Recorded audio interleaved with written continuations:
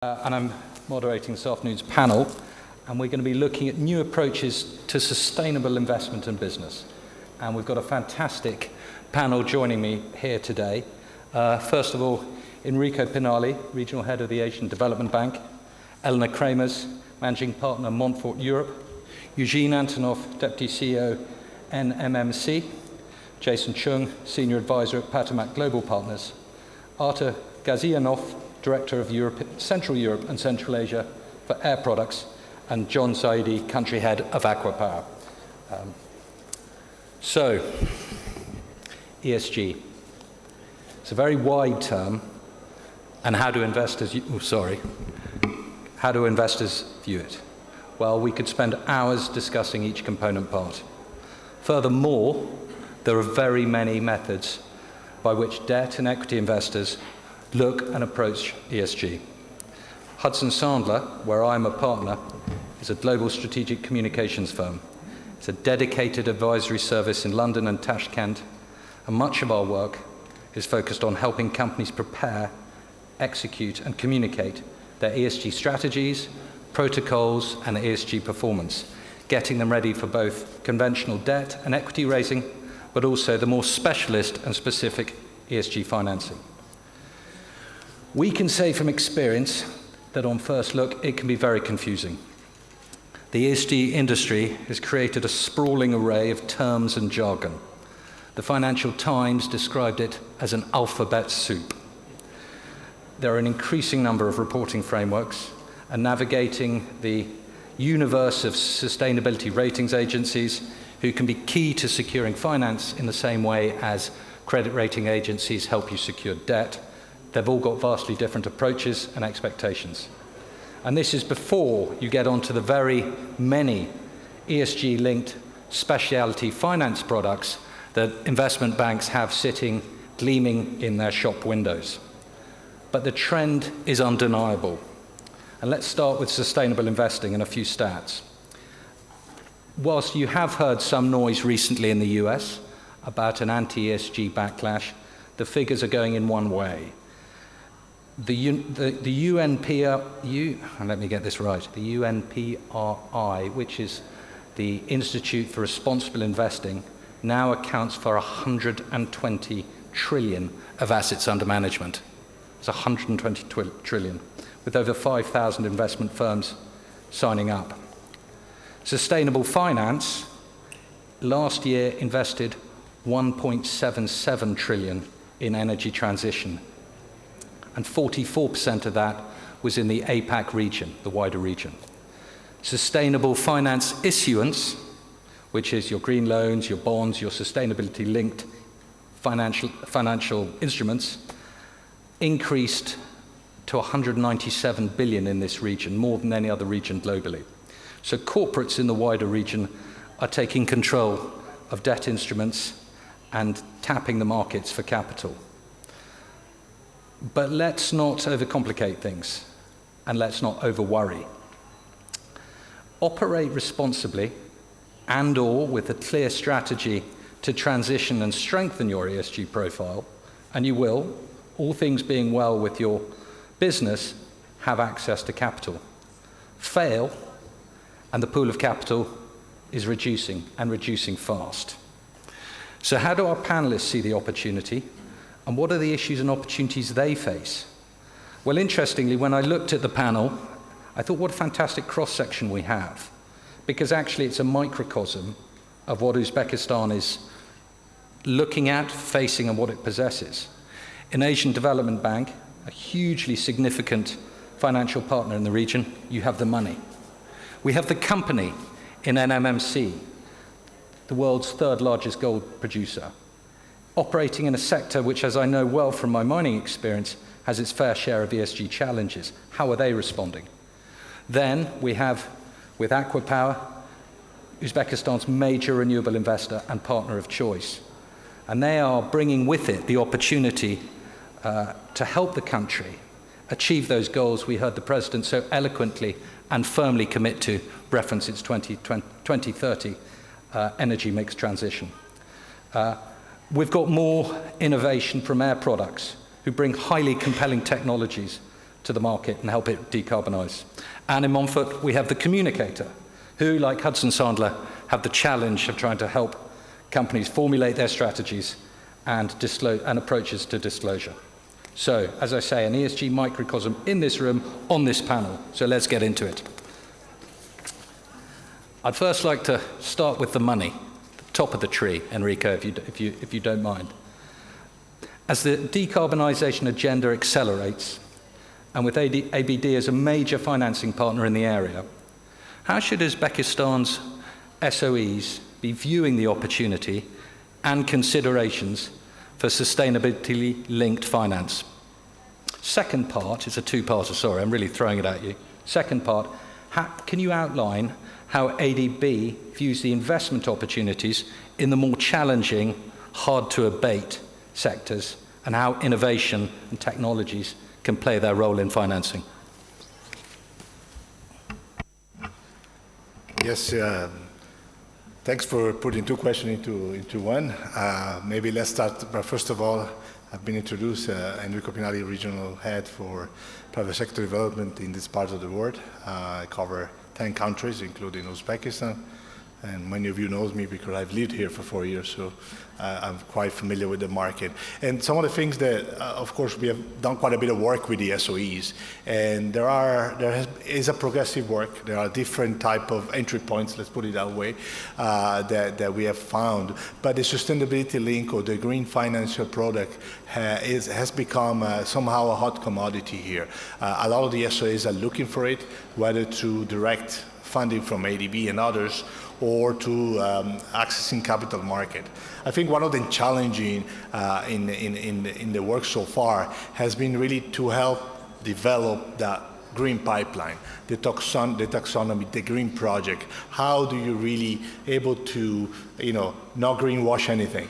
Really try to find the underlying asset that can be called green, and that can take different spaces, different phases. You can work on developing a product that is targeted to specific renewable or specific categories like renewable energy, energy efficiency, or even sustainable transport. There are a lot of categories, but you have to create, if you're a bank or if you're an SOE, you have to create a dedicated product line. And that's something that we are trying to do, and we have done with some of the SOE, especially the SOBs. Then, other areas of engagement has been, for instance, in the construction and mortgage and construction industry.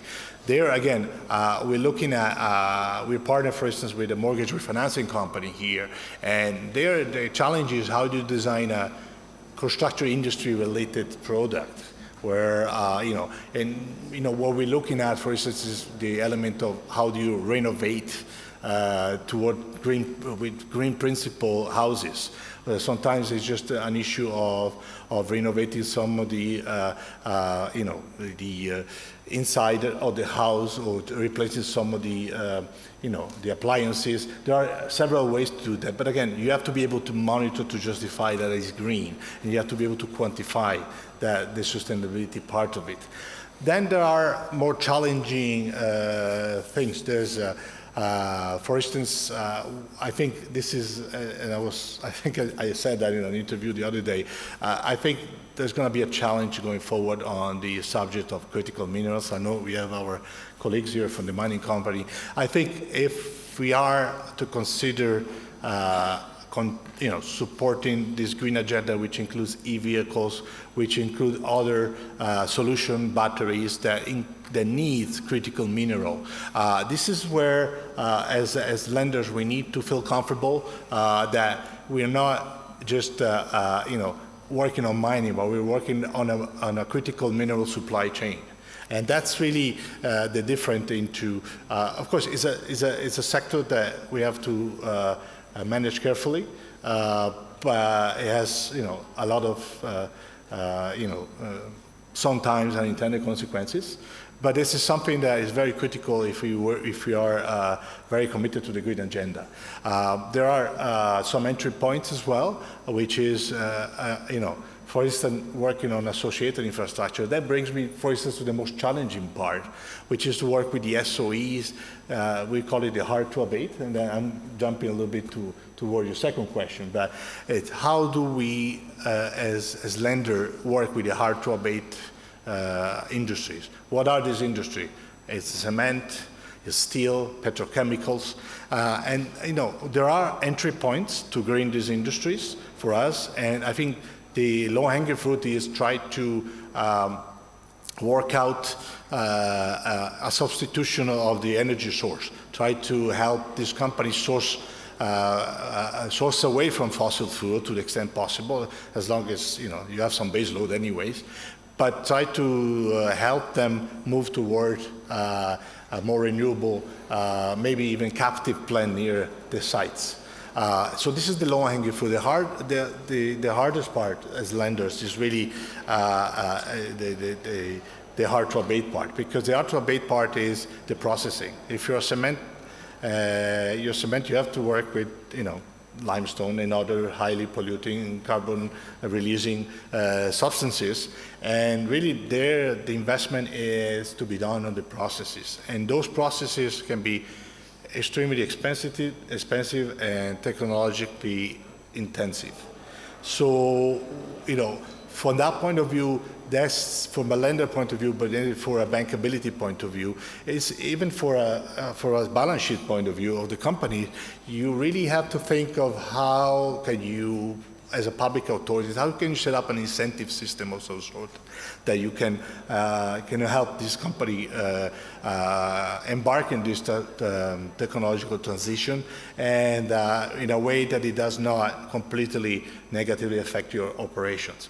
There are some interesting trends in the markets. For instance, this carbon adjustment tax that the EU is talking about, that could be, I wouldn't say it could be a game changer, but that could be a new standard setting, whereby if you, within the EU, think about imposing these changes by regulation to the hard-to-abate industries, then whoever wants to come and enter the market in EU has to compete on a level playing field.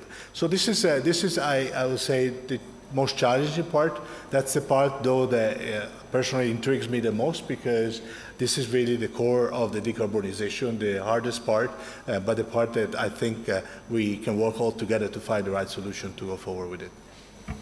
Thank you. Well, Eugene, as Deputy CEO of the country's largest company and one of the world's largest gold producers, you're not actually in the hard-to-abate sector, and you're not within the critical minerals supply chain. Nevertheless, you play an absolutely critical role in a contribution to Uzbekistan's economy. And gold itself has it's received its criticism from some skeptics and some enthusiasts insofar as, in fact, Evie Hambro, who leads the BlackRock Global Mining Investment Fund, said to me, Charlie, remember gold, 50% of it, you talk about its sustainability credentials, you dig it up out of the ground for 50% of it to go back under the ground in central banks. How does NMC prioritize ESG across its operations? And can you outline some of the top-line information about the company? I think should have a slide for you. Thank you, Charlie. Don't worry. Well, hopefully the slide will come up. There we go. I think we can scroll to the next one. So, yeah, you're absolutely right. We are the largest company in Uzbekistan, and every chance we have, I keep reminding about this to myself and to our employees and to the audience that we talk to, because it's a big privilege, but also it's a big responsibility when you're the largest company in the country. So you're being held to higher standards, and it's you become a tone setter. And you can see here just some highlights about the company. You're right, we're in the top 3 gold mining companies. We've become top 3 recently with some M&A activity on the market. And we are also the largest contributor to the state budget and contributed about 8% to GDP. The company has been going through transformation for some time, for a few years already, to bring it in line with international standards and international expectations. We have adopted IFRS reporting standards 3 years ago. We have been issuing audited financial statements. We have converted most of our resource base to international reporting standards as well, so that we can speak with potential investors and market players in the same language. We divested some of our non-core assets and business, such as uranium. We're now a purely gold mining company. And we also become a very active financial markets participant. We attracted $1.5 billion US dollar syndicated loan a couple of years ago. We have plans to issue our first Eurobonds this year. So we engage with international communities quite a lot, and that brings us to the next question: why ESG has become so important? Well, it's by virtue of being an international player, you must comply not only with the local standards, which we're fully compliant, local legislation, local rules and standards, but also we have to raise the bar and become compliant with international expectations. We know that there are responsible mining principles around the world that are getting more and more popular. And it's not just a trendy abbreviation, ESG, it becomes a necessity. There have been studies out there that say that companies that have ESG agenda, they have access to significantly less expensive borrowing as opposed to those companies that do not have this. And I think it's a very serious factor to consider. And you're right, mining by definition has never been perceived as an extremely clean industry, so we already have, even to break that perception, we have quite a challenge. And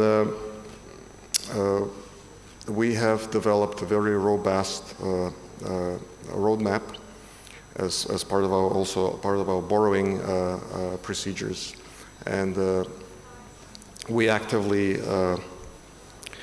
so we have developed ESG agenda that addresses issues like contributing to the local community. So we do have a mining license, but we also need to maintain what we call a social license to operate. We need to bring back to the community, and we're doing that in a number of ways. We're a socially responsible company. We contribute to local social projects. We contribute to building various facilities, modernizing educational facilities in the areas where we operate. We, being a large company, we also consider things like outsourcing certain non-core functions because it will help to develop local businesses. For example, things like ore transportation or catering. We're already starting looking into that. Equipment maintenance. It also helps to develop local communities. We also very active when it comes to, we also, not only we're the largest taxpayer, but we're also largest employer in the country. So we have a big responsibility to our employees. And just to give you a few examples, every year we train and develop 30% of our workforce. And we are very keen in terms of labor safety. We have adopted zero tolerance policy, and we already see some significant improvements. We significantly reduced our injury rates that happen at the workplace. And we also, ESG is not only about environment and employees, but it's also about things like corporate governance. We have started setting up various committees in our board, and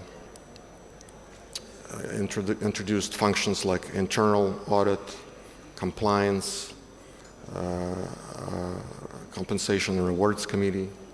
So we definitely working towards becoming a truly international company in the modern, which becomes a must in the modern business environment. And it will become even more important if and when we know there are talks about potentially getting some of the state-owned companies listed in the next few years. So if that happens, if such decisions made, I believe we'll be fully ready for that journey as well. Very good. It's always very encouraging to hear an organization who looks at ESG in a holistic sense, and that starts at governance at the top and the reporting right the way through the operational management of the business to its engagement with local communities and stakeholders. And I wince when I go to mining conferences and I see ESG as a slide. It's number 16, here's what we're doing in ESG. I just think if it's not embedded in an organization, the management are making some fundamental missteps, and that will call up and catch up with them. But as I know your transformation program, I know it's embedded top to bottom in the organization, so congratulations. John, coming to you, Aqua's made phenomenal investments and commitments to Uzbekistan, and your progress has been excellent. And you're playing a very clear role in the country's energy transition. But for others looking to invest, can you talk a little bit about, firstly, tell the audience about your projects, but why have you gained momentum in the country, and what's happened to make it work so well and give you so much progress and momentum so quickly? Yeah, well, thanks, Charlie. I think let me just start with the introduction of Aqua itself. A lot of people around the world are amazed with the growth which we are having, and it has a certain amount of fundamentals that we are leading in energy transitions across different countries. So that's put us a lot of spotlight on how we approach our project development and take it to the next level when we come to countries like Uzbekistan. So obviously we are very much excited and humbled and have this great opportunity in Uzbekistan. So Aqua itself owns over $85 billion worth of assets, which we are very proud of across 14 countries. We are leader in water desalination and waste management, and we are trying to increase that growth in other parts of the world also. We are also part of, we are the first mover for green hydrogen. I think this is something which is being under, in this part of the world, we are the first to do the first green hydrogen pilot project. I'll talk a little bit more about that. And on top of it, I think what Aqua brings to Uzbekistan is a framework when we look at our ESG, from ESG perspective, that we have a framework for 8 different aspects which we look at across our strategy. It's embedded in our strategy. It's part of our growth story, and we look at it from different perspectives when we are bringing investment to any country. So part of our general approach in project development, ESG is always rooted into that. And what we have enjoyed in Uzbekistan, I think a lot of credit goes to the vision which the president here provides, His Excellency, and the Ministry of Energy, Ministry of Investment, Ministry of Finance, everybody who leads those and support those efforts. So Aqua, what we like about, as within Uzbekistan, is the speed, scale, and we also like sustainability to be part of this whole story also. So we are very conscious of that aspect. So in terms of our general portfolio in Uzbekistan, we have over 15 projects, operation, under construction, and active development. It's the investments which it's over 13 billion investments which are happening, and we are very proud that we are across Uzbekistan. We are doing these projects from Tashkent to Sirdarya to Kundra to Samarkand, Bukhara, all over the places. So it definitely brings quite a lot of challenges for us when it comes to the engaging with the community, engaging with the environment itself, but we are part of the green transition, and I think this is the story which is very important to be told to everybody, and I think this has great impact. The energy mix of Uzbekistan is going to go from 26% to over 80% green over the period of next, along with the vision and the targets which Uzbekistan has. These are very much aligned with the Aqua's own targets, which we have taken on, and that by 2050 we have to be net zero. So that is our part of a contribution, and our whole growth and the way we are expanding it is geared towards that goal. But it also helps countries like Uzbekistan to reach their the long-term goals as well as the short-term goals to reduce the emission. Decarbonization is of industries. Green hydrogen, which we are doing right now, a pilot project, is just to test. It's a test to show different industries that how they can actually utilize the new technology to support decarbonization in this part of the world. We also have the other aspects when it comes to, from our ESG framework, let me talk three things: energy transition, and then talk a little bit about the health and safety. I think this is important. As an investor coming from outside, it's a very big part of our effort in our projects. Touchwood, we have achieved over 10 million human hours this year, safe human hours, so we are very proud of that. But it takes a lot of effort for a company coming from a different, from outside Saudi Arabia, coming out to Uzbekistan with the culture and trying to develop these projects and trying to do constructions in the sites which are very remote. So we have a lot of challenges, but we are very proud of achieving such milestones as we grow. We also are very, very, very conscious about localization. It's part of our overall strategy across all regions, but specifically in Uzbekistan, we are making a lot of effort. And I'm very proud, and I think it will be surprise many of you, that we invested. Our first investment was not in the project which we are developing, but in the Shireen College that we did in Shireen to develop our new talent. We expect that the skill gaps which are required to be managed. So we started, our first investment was in the Shireen College to develop new talent, local talent, which we believe has a lot of potential, untapped potential, and we have to improve on that. Over $3 million we started before we even started investing anything. So now that investment is paying off. Today we are very proud that our first batch which has graduated from those courses is going to join us from community, and they are coming up to join our forces. We have recently also launched a program for graduate students also. It is across Aqua, and then we also bring it to Uzbekistan. So there is the whole framework which we work with at Aqua level is then helping us and guiding us to go through this transition.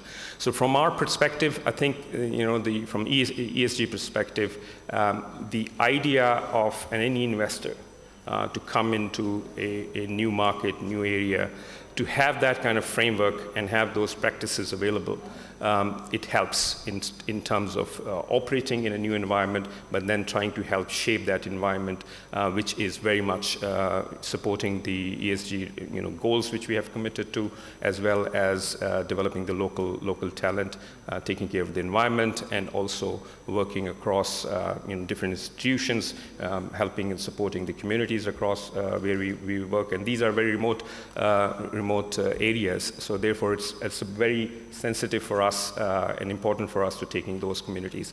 The energy transition, I think, is something which we believe that Uzbekistan, with our in wind and solar and and investments which we are doing, the new projects which we are developing over around 8 to 10 gigawatt, which we'll be producing over the next 6-7 years, will definitely shape and reshape the whole industry. So there are a lot of issues around having a green energy supporting the new technology. It is going to be much more helpful. So hopefully this transition, which we are making in Uzbekistan, will definitely help other industries. Also, part of that is the new technology that we are bringing in. So we are bringing in storage, we are bringing in green hydrogen to this, which is very unique to this part of the world. And I think that is a very important, which will help decarbonize the whole industries across different areas in Uzbekistan also. Aqua, from our commitment to Uzbekistan is huge. We are the next biggest destination out of Saudi Arabia for investments. Our whole we have over 250 people. 80% of our employees are local, and we invest a lot of time and resources and support in grooming those local employees, because we believe those are the future talent.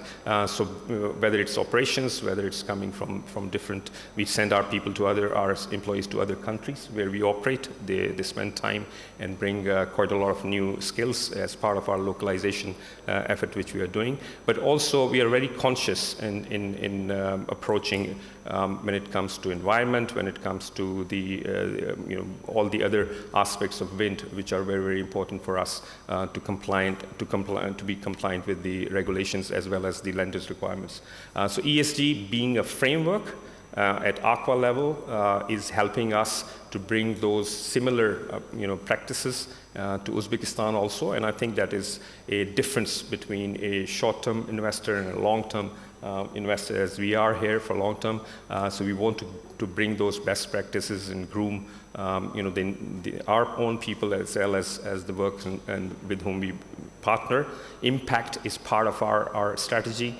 Understanding the social requirements with care and sustainability is part of our DNA, and we take that as part of our growth strategy. And Uzbekistan is a great growth story which we are very proud of, and ESG is embedded in that strategy.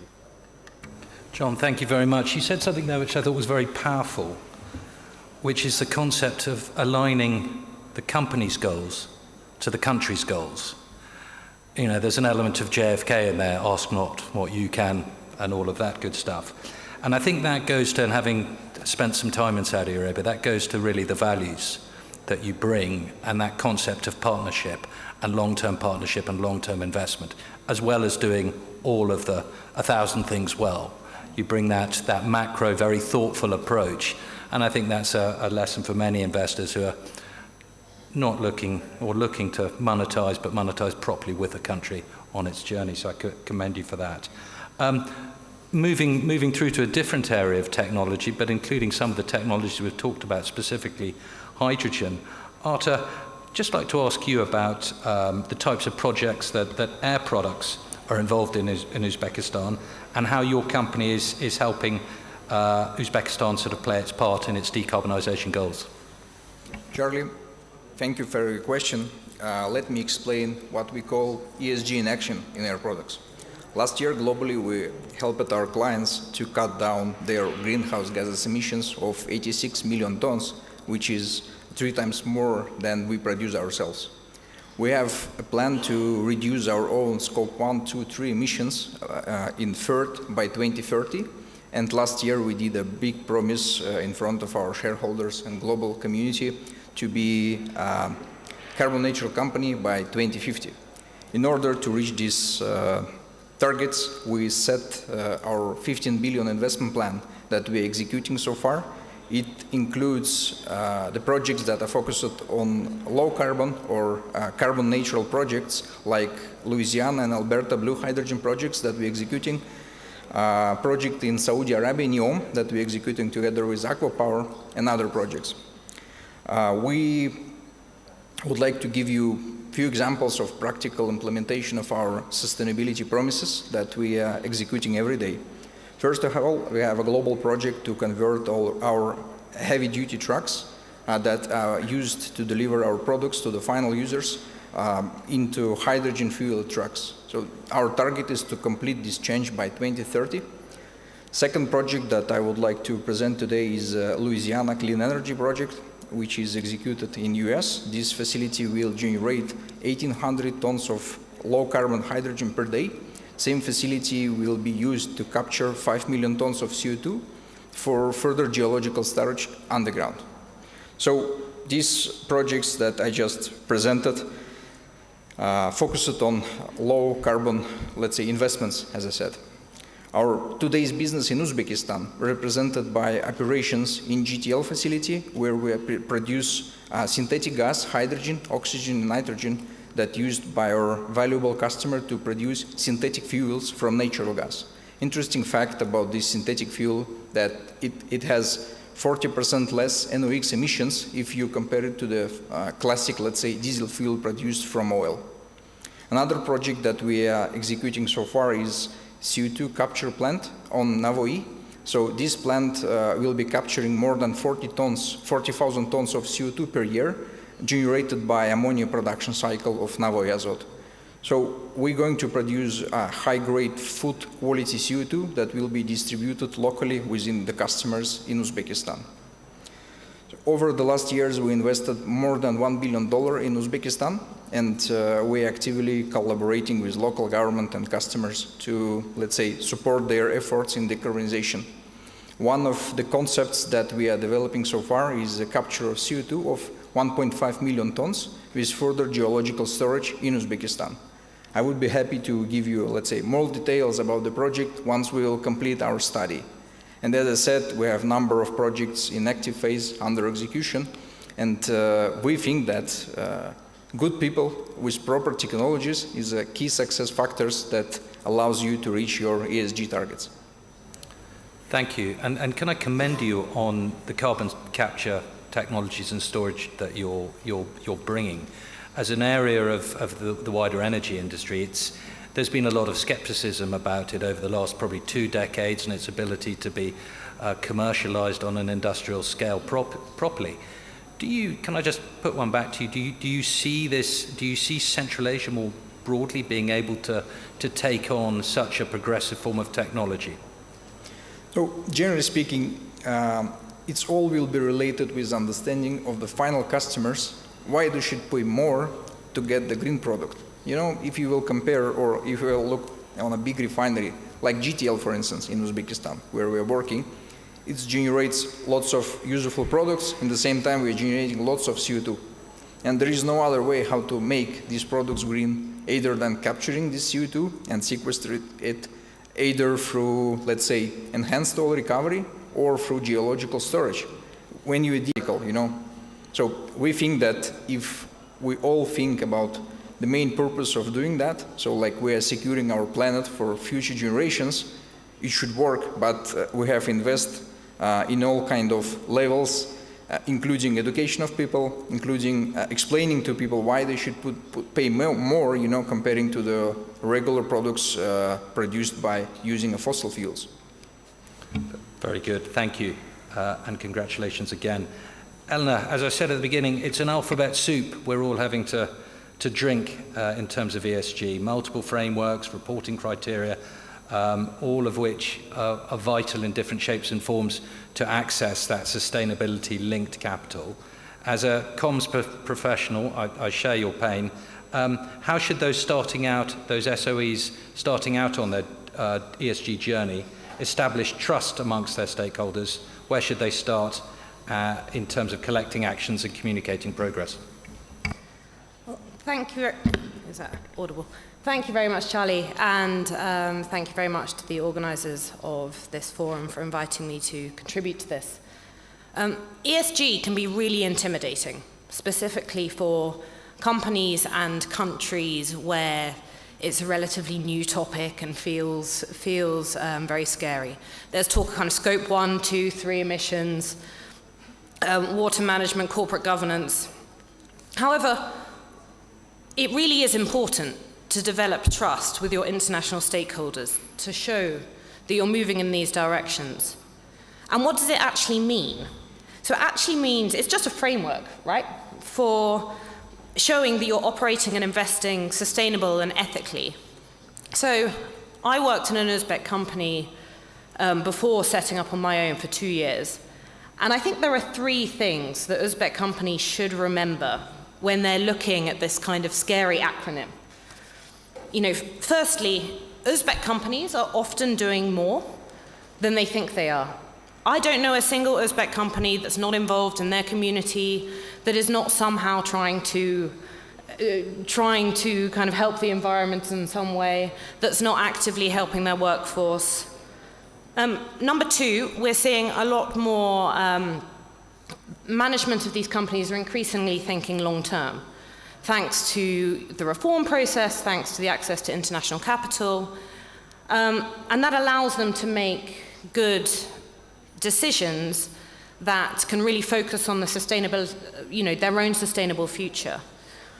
And number 3, the companies here are really, really hungry for new experience and willing to learn from, you know, experts on this panel, willing to learn from international experience and other countries that have been through this similar process before.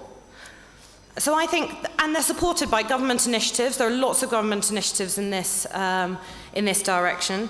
You know, you have progressive foreign investors like Air Products, like Aqua Power, who are really here to help the country in its transition. And the example of leading SOEs like Navoi Gold, who are really taking the lead on this and are saying that it's important. I mean, there's a long way to go, right? You know, we're on a panel on ESG and there's 14% female. Which I think says something about you know, how various values need to be integrated into what we're thinking and what the country's thinking. But I do think, you know, Uzbek companies should be speaking more about their position and their progress.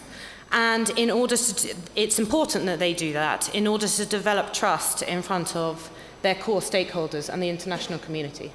So, thank you. Very good, thank you. And yes, I certainly agree. Don't be frightened. You're probably doing more than you think you are in terms of being ready. And we've seen that, we also see that with many companies as they approach their journey. Jason, we can't talk about ESG without talking about governance. I think the consensus from certainly Western investors is they're not going to consider the E and the S until they've got comfortable with the G. And we need to be honest and frank. Central Asia's had a checkered track record in terms of its governance amongst global investors. Not just Central Asia, by the way. So. Well, and not just Central Asia, you're absolutely right, but we are here in Central Asia. And certain issues have harmed reputations and left investors reluctant to invest, leaving the perennial valuation discount in various instruments we see. Can you tell just the audience a little bit about Patamak and its view on Uzbekistan's priorities to ensure that it avoids the governance pitfalls that others have fallen into?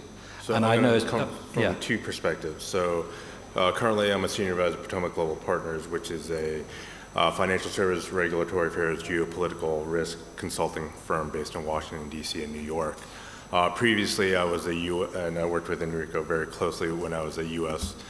Board representative or U.S. ambassador to the Asian Development Bank. So that was my previous role. And from a governance standpoint, I personally believe the governance issues are probably the most important because they provide for the transparency, the framework. You know, some would say the UN SDGs are largely aspirational, but how do you take the aspirational and in order to make it strategic, then tactical, and so implementable? And I think governance policies, regulations do that. So if you're a national government, provincial or local government, you have to look at all those.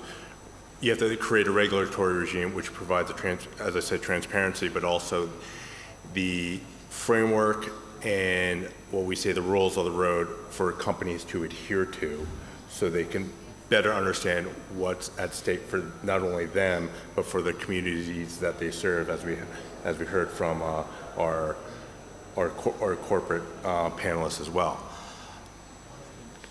Transparency and governance to an investor is also very important. because certain investors, whether activists or corporate or angel or even multilateral development institutions like the ones that Enrico, my apologies,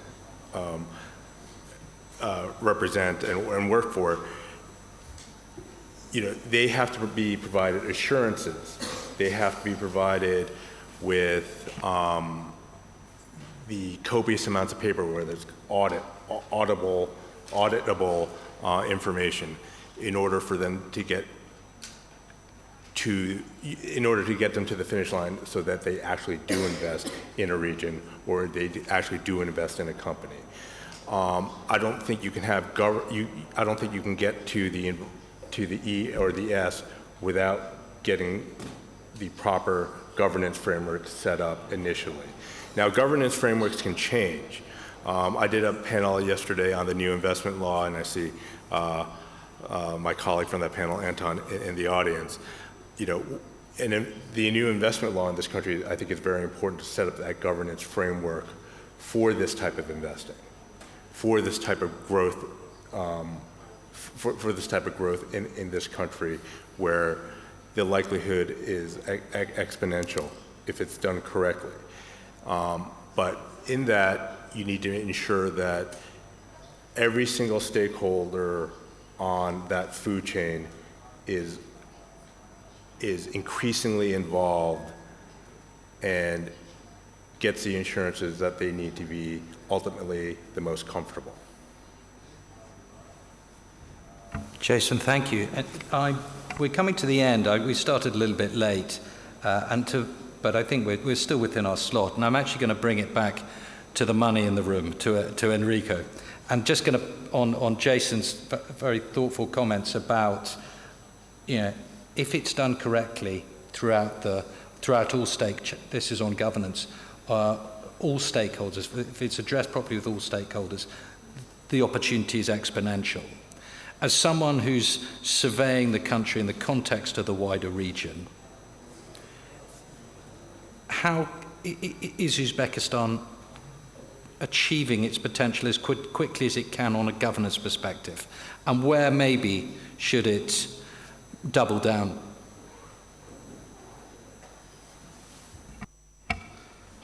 There are, I think, multiple aspects to this question. I'll try to be brief, but I think in general, I see increased transparency on financial reporting. I think most of the company knows that if they want to be banked by us and others, they have to have international accepted principles, and that's coming more and more. I think where I see that the doubling down could happen is mostly on Uzbek firms, in terms of the way they are incorporated. I had a luck, I would say, to live here about more than 20 years ago, and we were in a phase where you really wanted to, simply create a joint stock company, be able to, have some shareholding, somebody is the ultimate, beneficiary, exactly. So, and then we're now in a phase where the country is improving quite a bit, but there's still room for improvement in the way the companies are organized, because I see various groups here that have several companies, but they're not set up with a clear structure that you can recognize cash flows and you can recognize the ownership.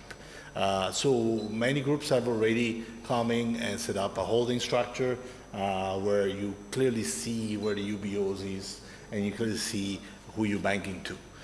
This, again, it's a part of a journey, but I think this is really to accelerate the bankability of some of the groups, the local firms. I think that's an important step that I will think will bring even more, lending and FDIs to some extent, right? So maybe, I don't know if you agree with my point, but I see that journey happening. Yeah. Sure, journey is happening. I think there's a kind of, it's always the teething problems are there in emerging markets. And I think what we believe that requirements which are put in are the latest versus, so we are kind of like, as we are bringing new technology and all that, but on the governance and others, I think we are demanding much more without giving in enough time for the country to catch up. And that may be a disconnect where both parties have to have a dialogue and say, okay, how we can help each other to get to that position where New Zealand is today, where from this year onwards they are the whole transparency and the reporting and the governance sector, like the directors will be responsible, but expecting that to happen within a very short period of time probably will need a little bit of fine-tuning on that. But we definitely, bringing companies like Aqua and others who are international, so I think we have no other choice but to be in that kind of supporting that. And when we work with our subcontractors, we go through the KYCs, we have pushing that idea. So slowly, 2 years ago, sending a KYC, people were saying, why are you asking? Today, they know if you have to work with Aqua, then you have to have that kind of understanding. And the next level will be the same, So we are going into areas which are subcontracting, So we are, so how do we go about that? So we prefer gender, understanding that if it is led by a woman, okay, here's a preference to, you will be given a preference. So things which are being slowly pushed in ideas, but I think on the other side is that we need to have some patience also, that the country will need a little bit, companies here will need a little bit of time to understand and adapt to their frameworks. And that patience is key probably in this transition. Well, listen, I would just like to wrap up by saying I've been hugely encouraged what I've heard here today, both on a company level, the measures being taken at a company level to transform and embed ESG, the technologies that are coming into the country, the phenomenal supercharging effect that organizations like Aqua are undertaking. Jason, we've talked about governance and the role it plays and that vital component. Just one last point on the governance. I'm not saying you have to adopt a US or a UK or a multilateral perspective on governance, because that also leads to significant problems. My point is, as we heard, these things take a little bit of time and they need to be thoughtful as you develop them. And so companies, governments need to take the time to be thoughtful on how they want to approach it. Because it will grow exponentially, but if you're thoughtful at the beginning of this journey, it will pay significant dividends at the end. Sensibly engaged up front. And Eleanor, communicating the story, equally vital. Well, I'd like to wrap up by thanking all of my panelists for their thoughts and time this afternoon, and you, the audience, for joining us. Thank you.